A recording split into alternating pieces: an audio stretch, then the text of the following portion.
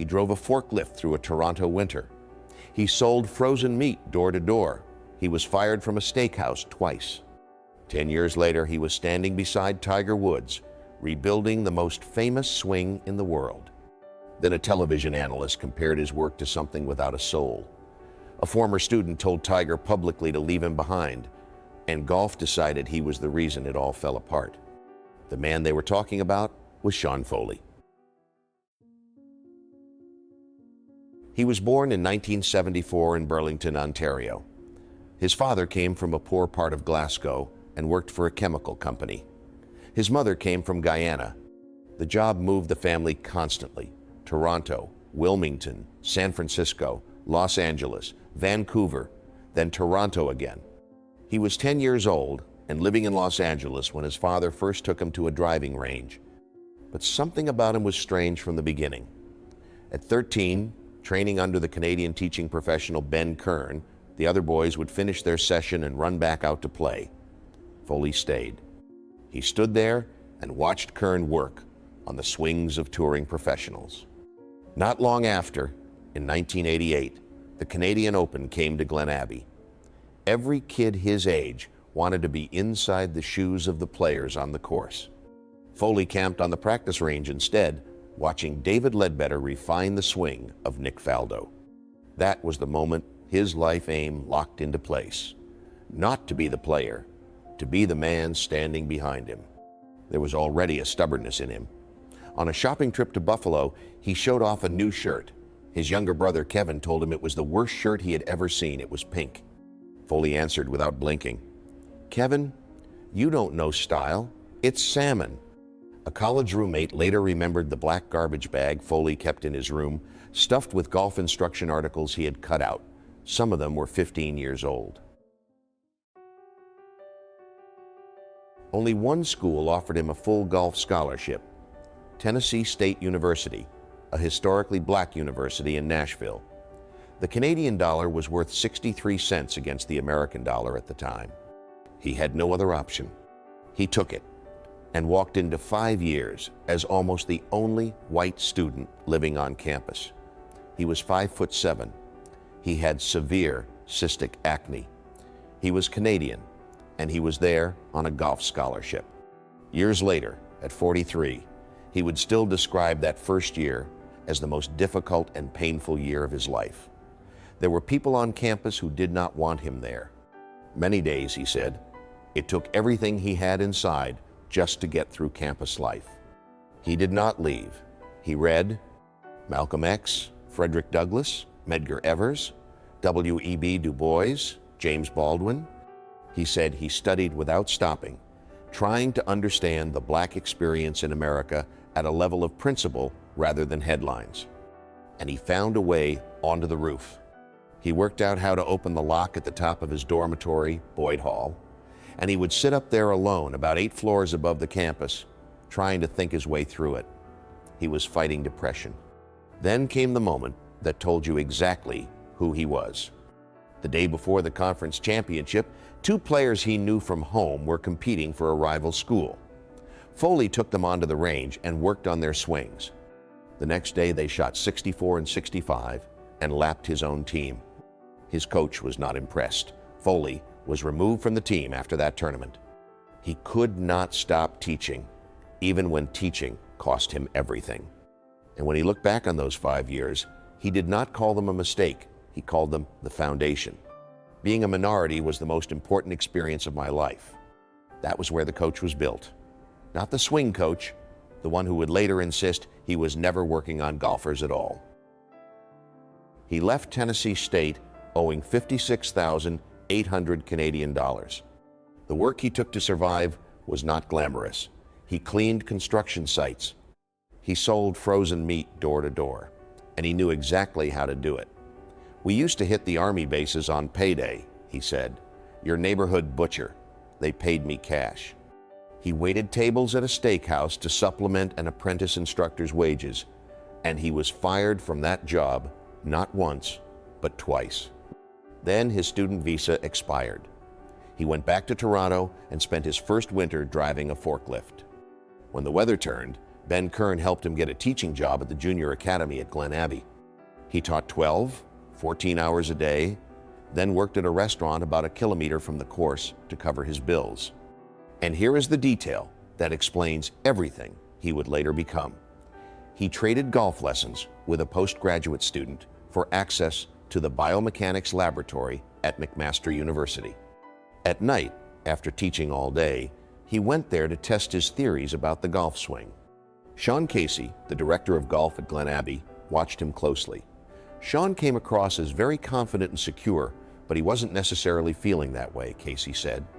Golf, he explained, was the one place Foley could be sure of himself. So he dug deeper, read more, and talked to more people than anybody. Which is why nobody who knew him was truly shocked by what he said over a pint years before it happened.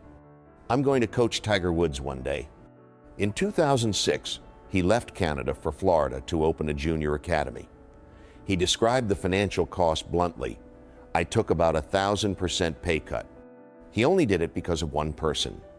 Kate, the woman he had met while giving her lessons at Glen Abbey, told him, I believe in you. I know you can do this. The door into professional golf opened through Stephen Ames. Ames found Foley in 2006. While Foley was still teaching juniors at Glen Abbey, his body had broken down and he could no longer swing. 3 days of work changed something he had been trying to fix for years. 4 years later, Tiger Woods was without a coach. He had split with Hank Haney in May of 2010 and announced he would work alone. Then came the 10th of August, 2010, at Whistling Straits. During a practice round at the PGA Championship, on the par 5 fifth hole, Foley pulled out a video camera and filmed the swing of the greatest player in the history of the sport. Asked whether he was working with Woods, he chose his words carefully. He said he would not say that, but the possibility was there. The golf world understood immediately. Foley never pretended to be calm about it. I spent years cheering this guy from afar, he said, and now that man was standing beside him on a range, asking about his own golf swing. Woods gave him the reason directly. I came to you because you've helped good players become great. So what actually was the method that everyone would soon argue about? He had students hit balls barefoot. His argument was that roughly 40% of the body's position sensors sit in the feet, and that spiked shoes strip away that function. Once a player could genuinely grip the ground, he could push force down into it, and that force would travel back up through the body. Foley had his own phrase for where speed really comes from. It's the earthquake that causes the tsunami. He hunted for lateral movement and eliminated it. He said amateurs sway constantly, the pelvis sliding right while the upper body slides left.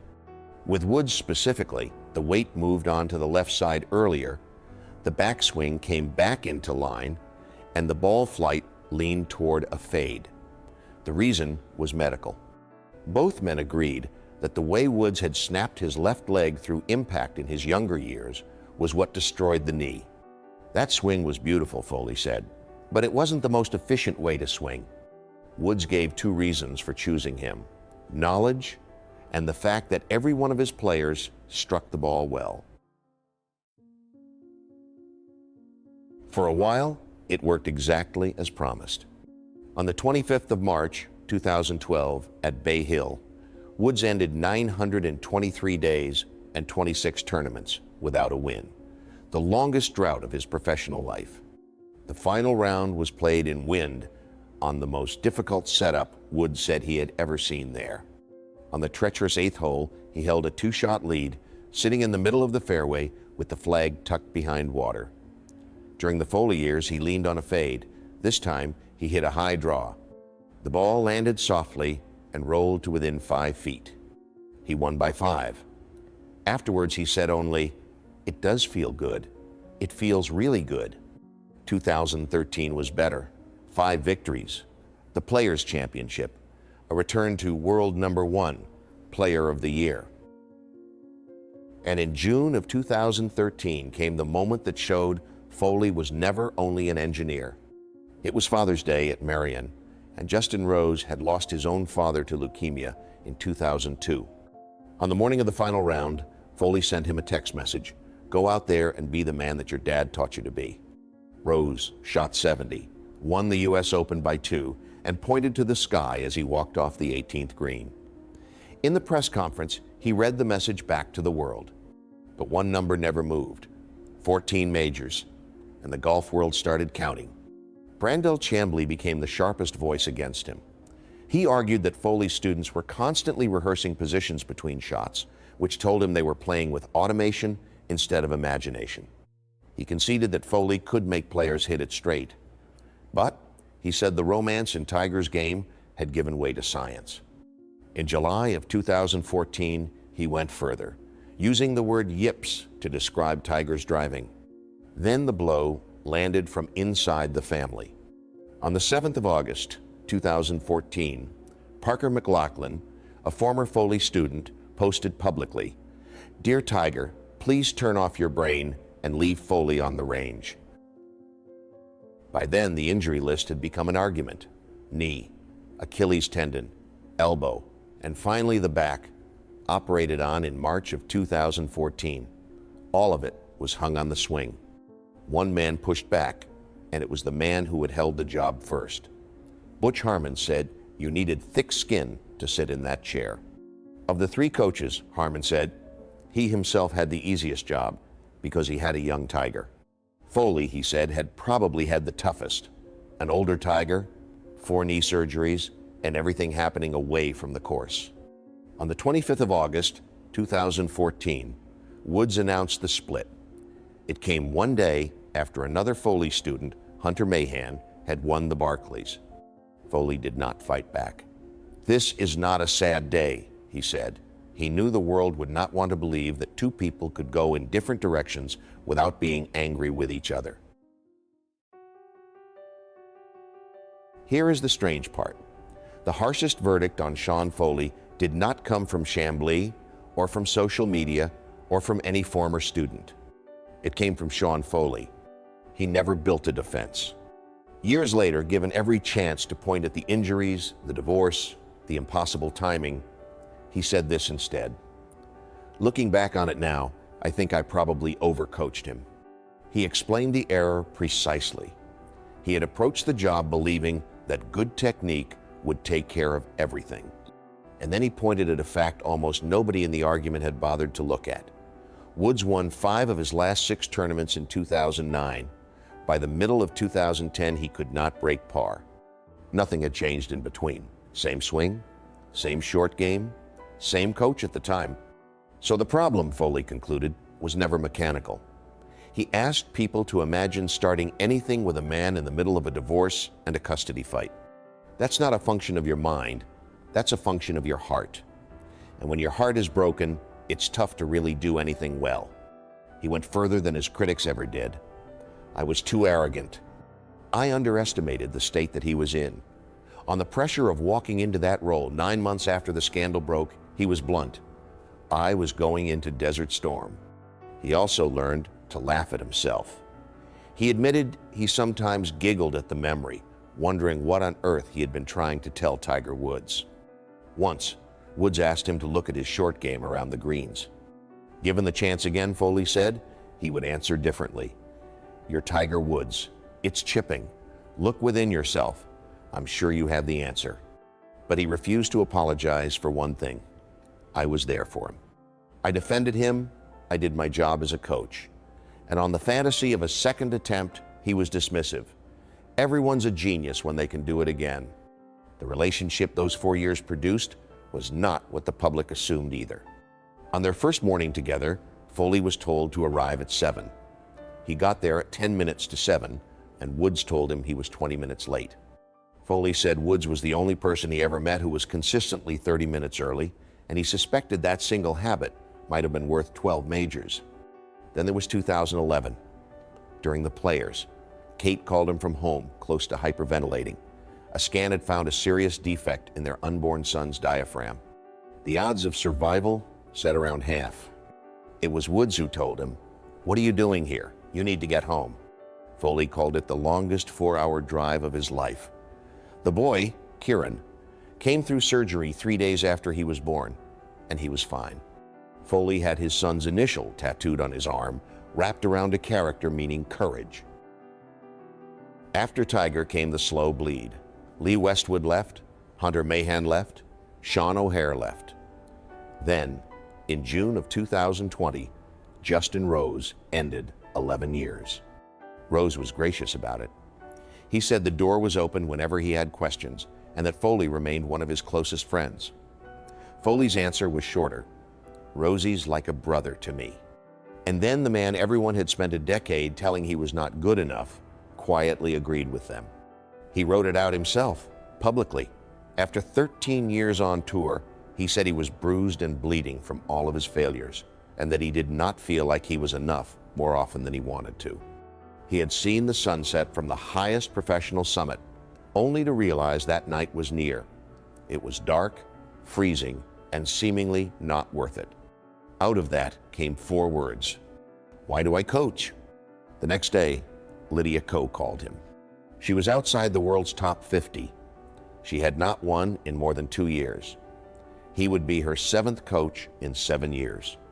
He said she was utterly confused about her swing, but he told himself, she is Lydia Ko, she cannot be that far off. 80% of the work, he said, was helping her understand herself and forgive her past mistakes. Then he gave the sentence that defines his entire career. Some players, you show what's inside of them, and others, you remind them. She won in April of 2021. She won 3 more times the following year. She went back to world number 1. In October of 2021, he flew home to Burlington to be inducted into the local Hall of Fame. Standing at the podium in front of his parents, he began to cry. "I never did my job wanting to be applauded for anything." Then he looked up at the screen showing photographs of the players he had coached and told the room he could name exactly what he had been thinking in every single one of those images. "What am I doing here?" The man golf spent 10 years teaching that he was not good enough, had believed it long before any of them said a word.